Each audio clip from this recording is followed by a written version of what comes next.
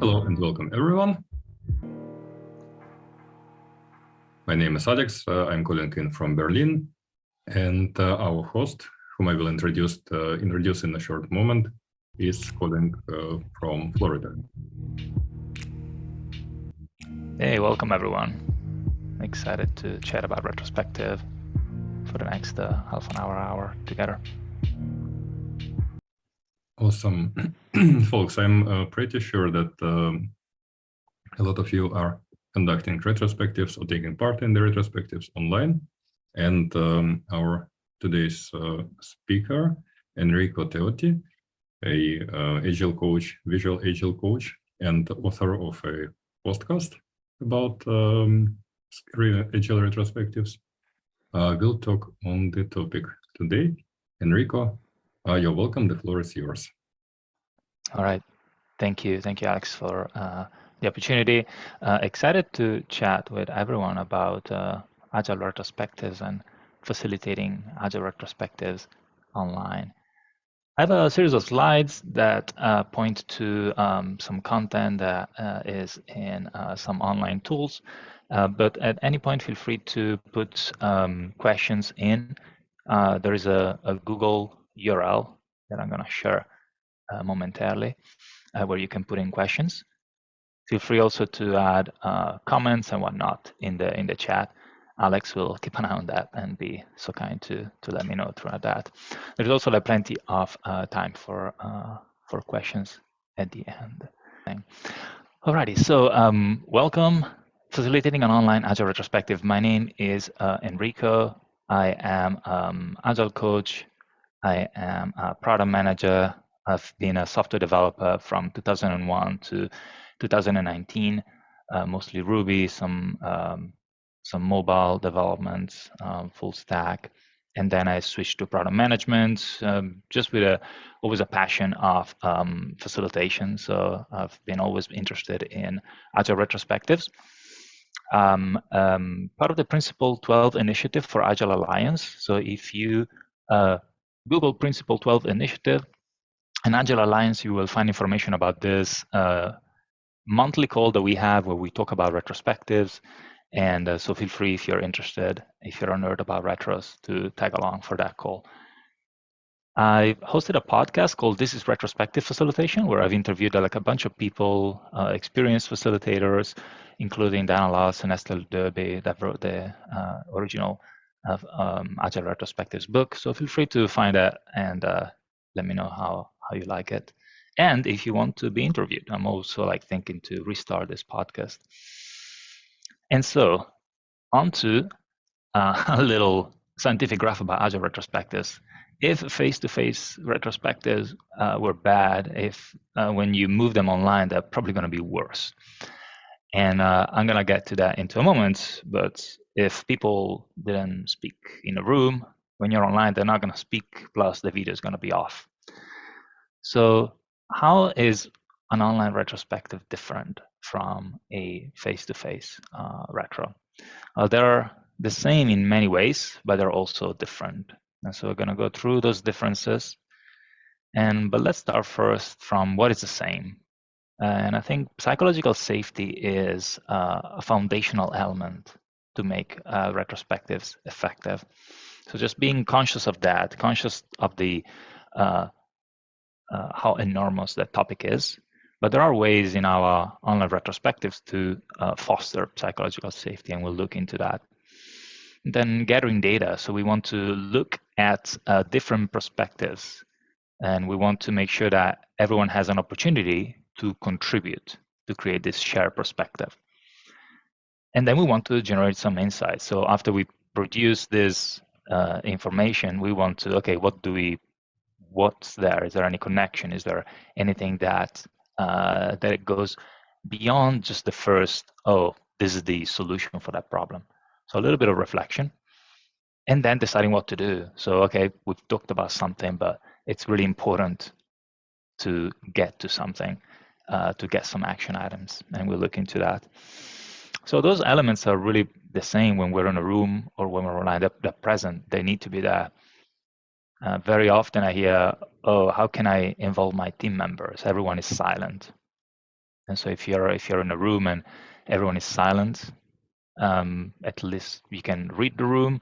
And when you're online, I think we'll see later, there's definitely a series of prompts that we can use, I think, to focus and to bring in people, especially when we jump into a Zoom call and everyone is with their cameras off. What can we do about that? We'll look into that, but it's important to acknowledge again what's the purpose, why are we here, and do all the team members have an opportunity to contribute to this shared perspective? Are we giving them time and the tools to do that?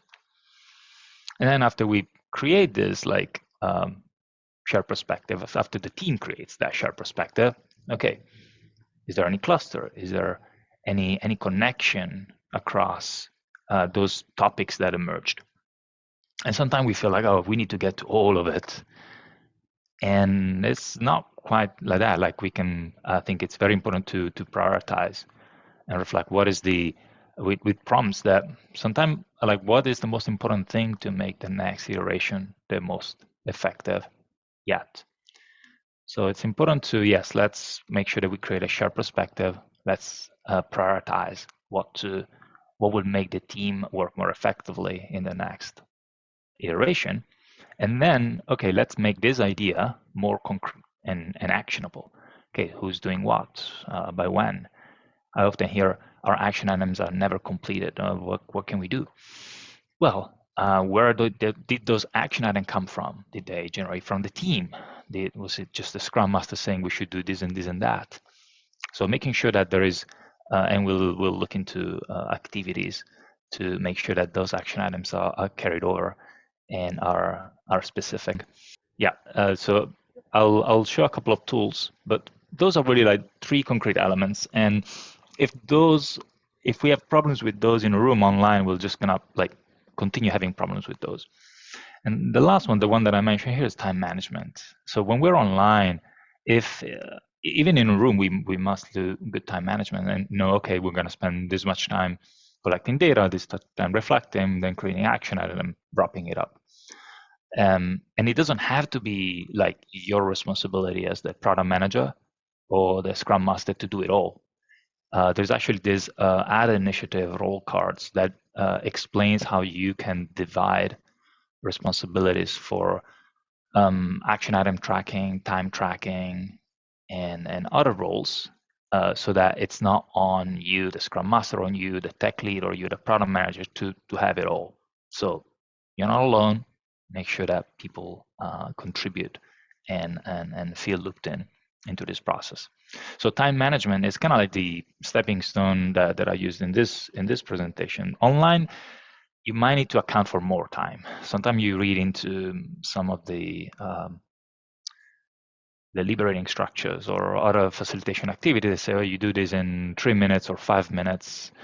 And by the time you send people into breakouts and you do all that, it's just going to take like 2 minutes just by physically sending people into breakouts. So when you do some of those more complex activities online, just account for giving more time, or at least being aware of the time.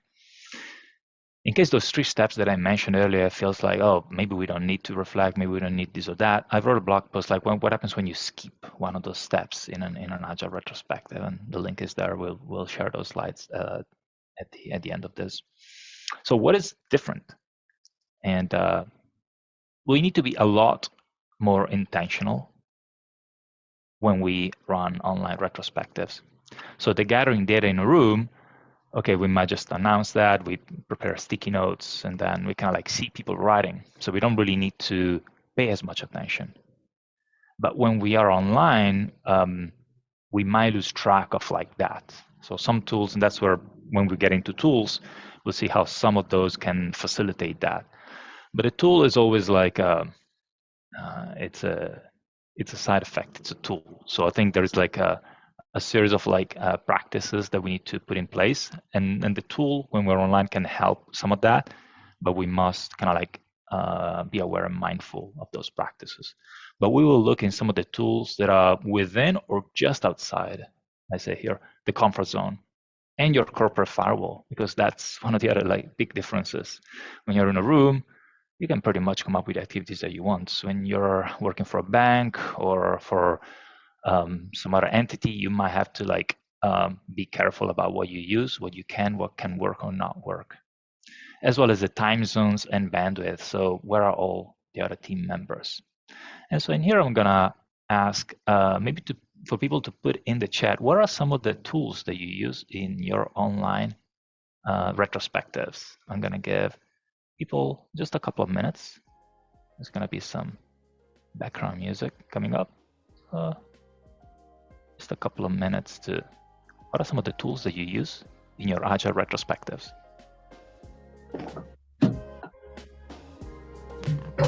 Feel free to put that in the chat, or if you want to unmute yourself, share that. See something coming up, Teams, Plant.io, Miro, Easy Retro.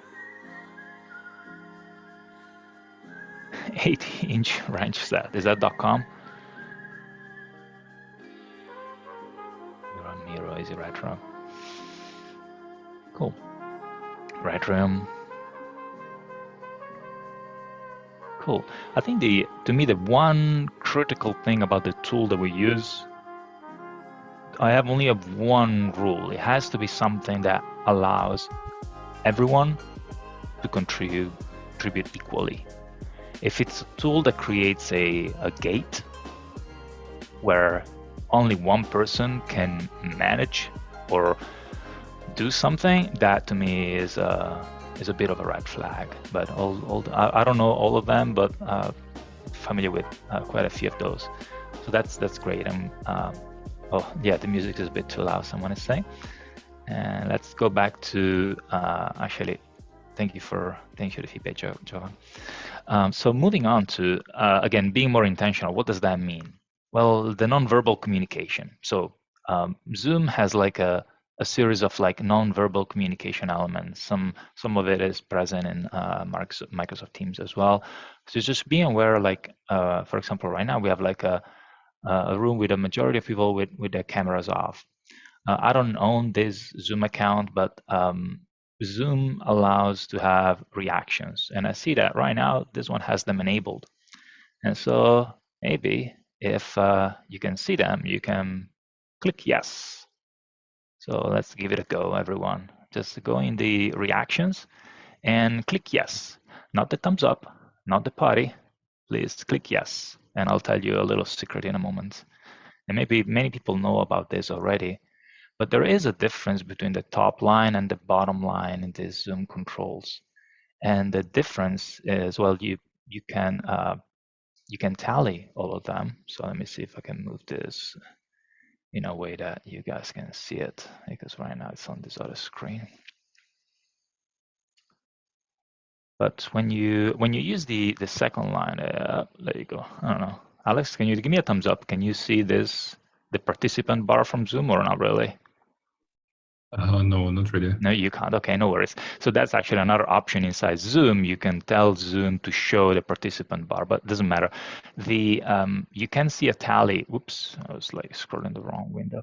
You can see a tally of how many people says yes or no. But if people use the thumbs up, thumbs down, they disappear. So if you give people 3 minutes or 3 seconds, 30 seconds, whatever, to vote for something, if you use the first line, the one with yes, no, and the other up there, they stick around. So you can use this as a voting system in your retrospectives versus the thumbs up, thumbs down, that after, I don't know how many seconds, they disappear away.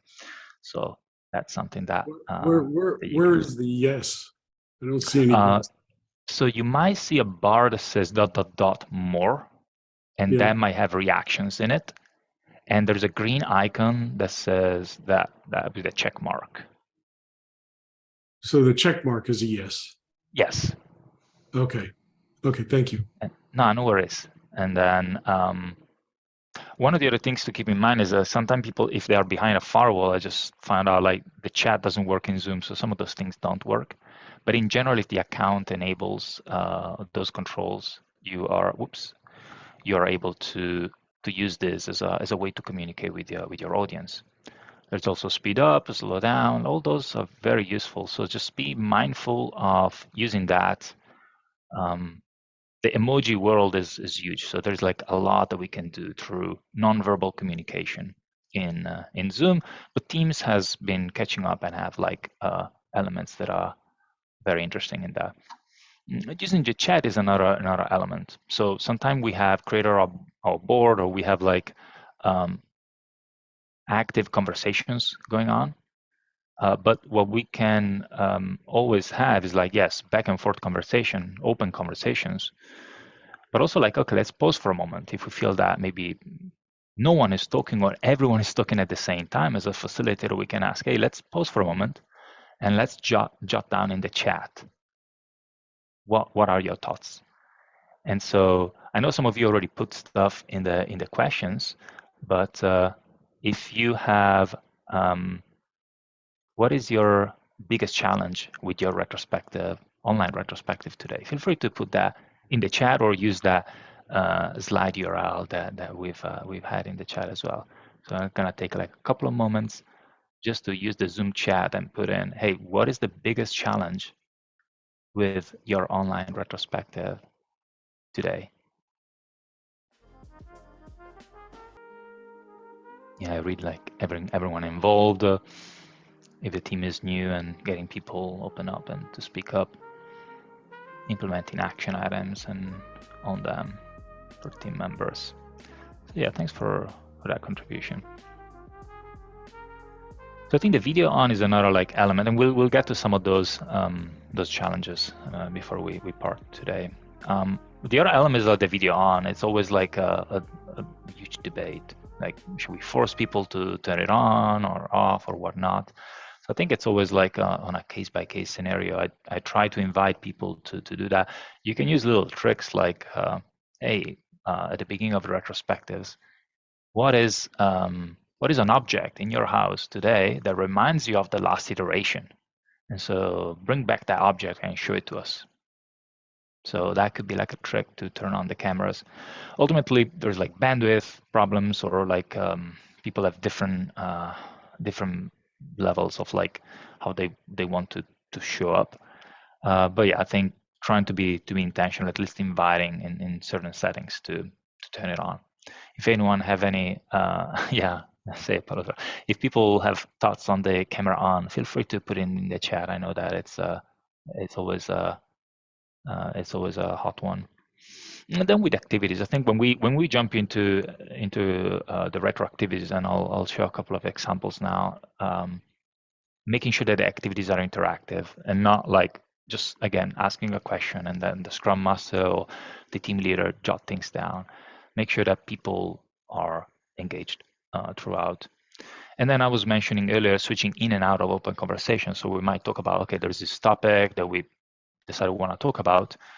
If the conversation becomes really heated, or if no one is talking, maybe like it's a good time to let's jot down things in post-it notes again, and then go back to open conversation, just to create a pause and to switch our brains in and out.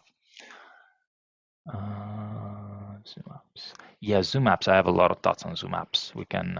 There's also going to be time at the end of those, so we can chat some of that too.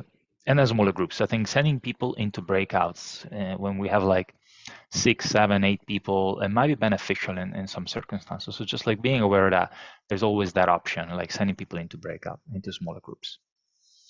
Alrighty, so excuse me. So I'm gonna quickly just go through a little bit about Mural.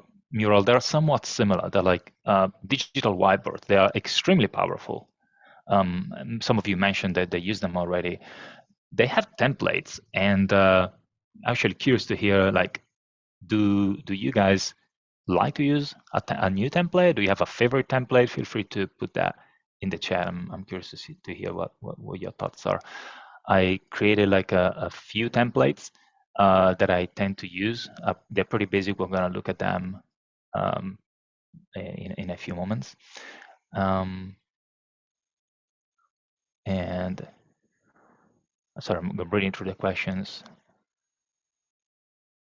Yeah, so I think actually I'm gonna tackle one from Alex that says like one of the biggest challenges, like a junior dev that was too afraid to speak up during retros because he believed he was too inexperienced. What are your thoughts on this? So before we start the data collection, I think there's always like it's good to spend like 5-10 minutes into a checking activity, and I'm gonna show that in Miro, but it's not necessarily a thing that you can only do in Miro. So I'm gonna first show this template, which has like 5 minutes for the check-in, 5 minutes for data collection, about 30 minutes for like looking at insights, and then some feedback at the end. Cool. So I see some people mentioning the different templates.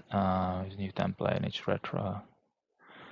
Yeah, so I think the one word of warning, like what I noticed, like some people like to be stable. So what I tend to do is I use the same framework, the same flow of check-in, looking at data, collecting data, looking at insights, prioritizing, and then decision. And I just change a little bit of the what's on top of it, just the theme of that. But the check-in, so going back to the question, some not feeling like they can contribute. And touching on psychological safety, which again is a huge topic. But there is this thing called the Kurt Prime Directive, that regardless of what we discovered today, we truly believe that everyone did the best job they could, given what they knew at the time, their skills and ability, the situation available, and the resource at hand. So just reading that or making sure that people acknowledge that might be a way to invite people that are less experienced into the retro, just making sure that people don't feel it's a blame session like I did. When I first was introduced retro in the mid-2000, I was like, well, this is not going to go well. Someone is going to be blamed about something. And then you learn that it's not about that at all. So for that, I think could help reading the Prime Directive. Also, like again, how was the team in the how was the life on the team in the last iteration? Just a little check-in, or also like an appreciation, something that some help that you received might help bring people in. So in general, I try to have everyone contribute something either in the chat, in the appreciation, by unmuting and saying, how was your day today? That can help bring people in when maybe they feel like they don't belong or they're new to that context. Any questions on that, since there was someone that asked that direct question? Any follow up on it before we move on?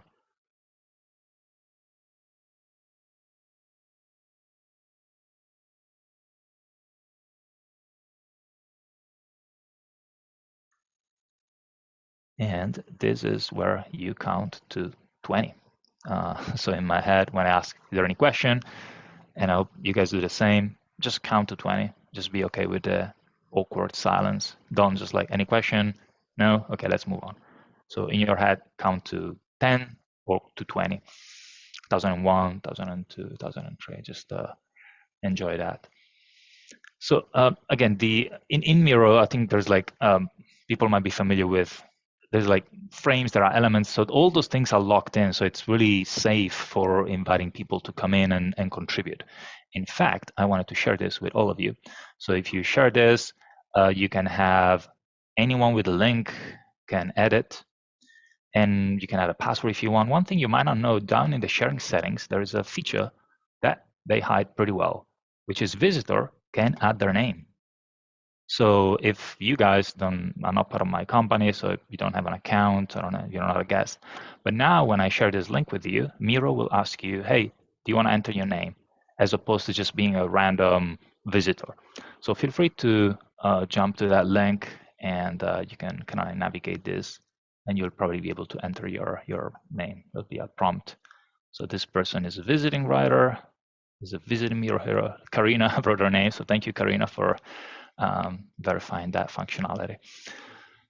So again, you might be familiar with Miro, so I'm not gonna, the one thing I wanted to call out is like a couple of things that they have, like the voting system, the timer, all this is pretty well structured. Mural has very similar things. They also started a private mode. So when I start private mode, Mural had this for years, and Miro just like recently in the last few weeks started this. People can add Post-it notes. So I'm going to invite everyone to jump into this section here to put in a challenging event, confusing event, or satisfying event. Feel free to add a sticky note. You can press N on your keyboard, or you can clone one of those if you want to follow the color coding. But just to verify that as people write, I or you won't be able to see what they're writing. So this is good so that people are not led into adding things that they see around them.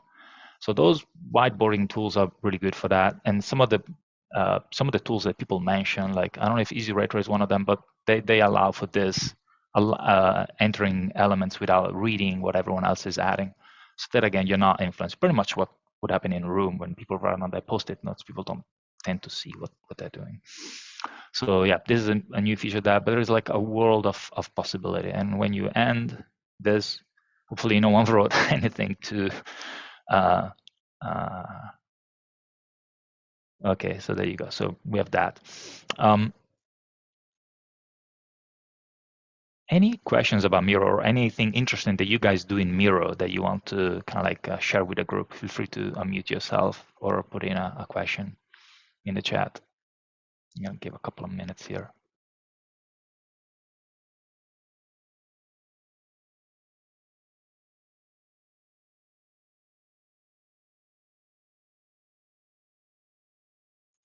All right, I'm gonna try and go back to look at the slideshow questions in case there is something coming in here.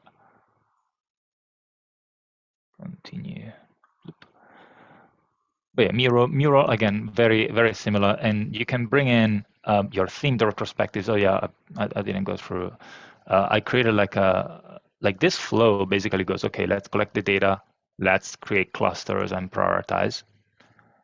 And then let's decide what to do. And in decide what to do, people were asking earlier, how do we get actions? I try, okay, who's doing what, when, for how long? I'm gonna bring everyone here just so that they see. This is just like a series of prompts that are kind of like canned to follow kind of like this smart, specific, measurable, relevant, time bound. Okay, by when are we gonna do it?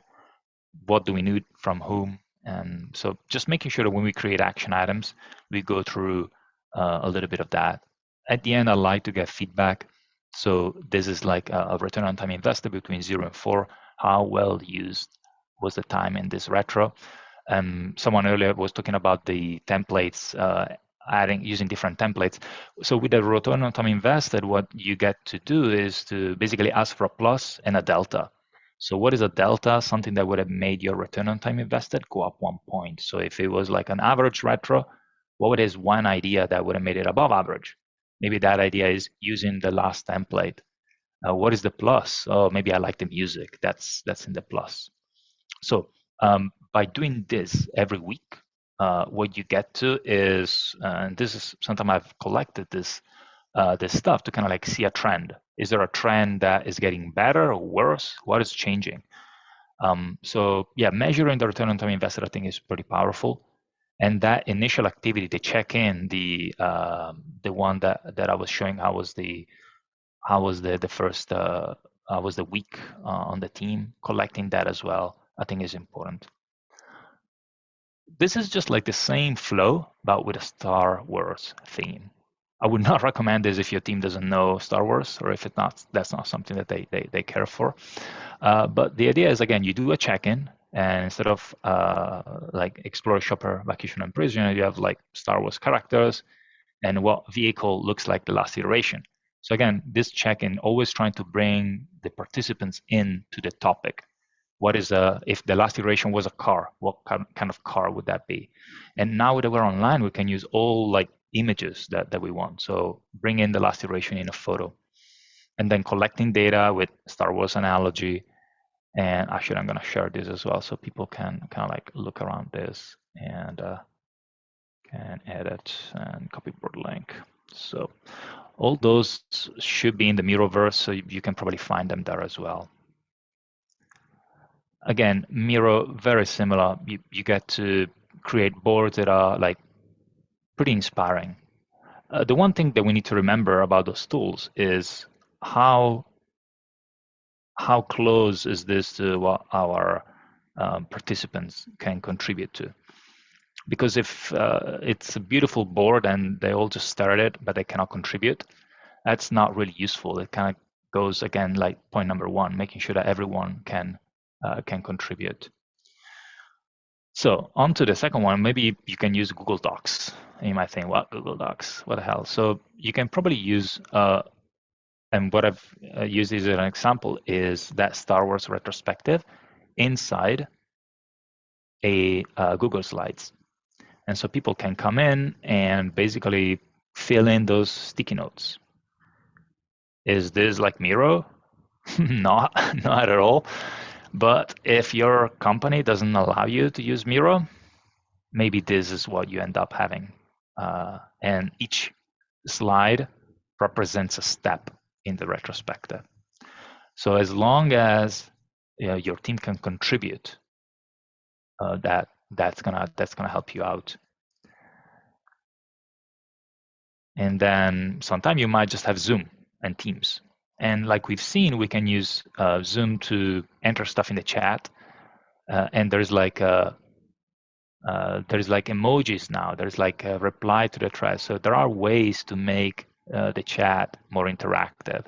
So I always try to remember that the tool is just like a function that serves the purpose of the retrospective. So start from something that the team knows, and that does the job, and then kind of like move it on from there. So what I try to, when I think of Agile retrospectives online, I try to visualize it in this way. So there has to be psychological safety, and so we need to have ways to foster that. So maybe reading the Kurt's Prime Directive, doing check-in activities that bring people in and let them know that this is a safe space. We're not going to fool ourselves. We're not going to change the company just by reading the Prime Directive, but let's at least foster that spirit. And then we need to be intentional. That's also very important. And intentional when we gather data. So making sure that we use tools or activities that are interactive with the group. Throughout asking the questions, what's the most important thing to tackle, throughout the time boxing and the deciding what to do. The tools are important. We'll be fools if we just ignore it completely. So finding a tool that allows to go through all those phases and that plays well with the team and where the team is at. The time zone and the bandwidth, it's another like critical element. Lately, I've been blessed with teams that can kind of overlap, so we get at least some hours in the morning. But that's another thing to keep in mind. So time zone and bandwidth, making sure that whatever tool you pick is not just looking great, but that is also something that works for whoever is on the other side, and not just like they don't just have like a shitty experience. So kind of wrapping up, if you're more interested in retros, please jump onto the monthly call. And this is pretty much it. We're gonna go through some of the questions, but I'm gonna open it up. So feel free to put in questions into that URL. But thanks for the time, and feel free to connect, join the call, connect on LinkedIn if you want to stay in touch or ask questions. By the way, LinkedIn has this sub menu thing where you can connect, and the first option is to add me as a follower or whatnot. I'm not looking for followers, so just find that sub menu and stay in touch if you desire. So thank you for your time, and I'm gonna open it up to questions and go through some of the questions that people put in earlier. Thank you very much for all the tips shared, Enrico. Let's move on to the discussion.